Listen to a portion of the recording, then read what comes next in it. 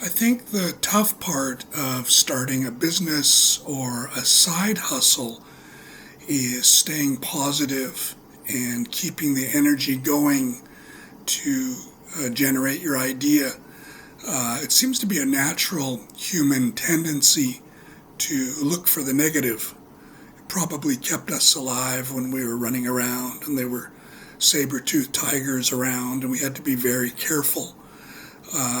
Always looking for danger, and we seem to be wired that way. But to get any idea off the ground, you've got to stay very, very positive at first.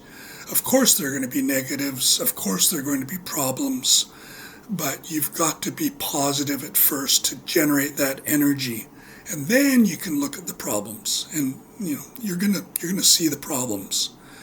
But it's good to, once you've generated the energy, you got the idea, and you're convinced you're going to do it, then I would seek out some of your friends or relatives, in my case, my wife, to get some of the negatives, to hear some of the problems.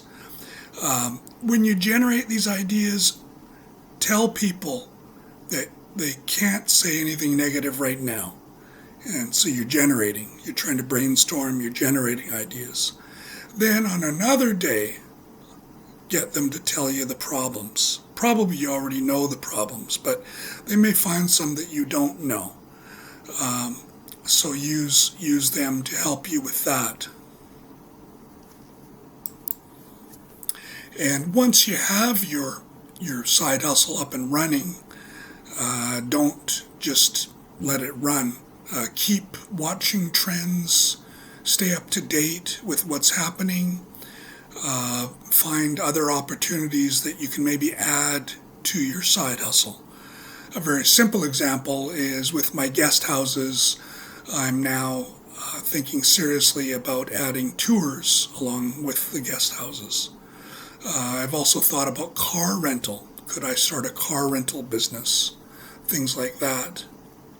I've been looking at apps for car rental business.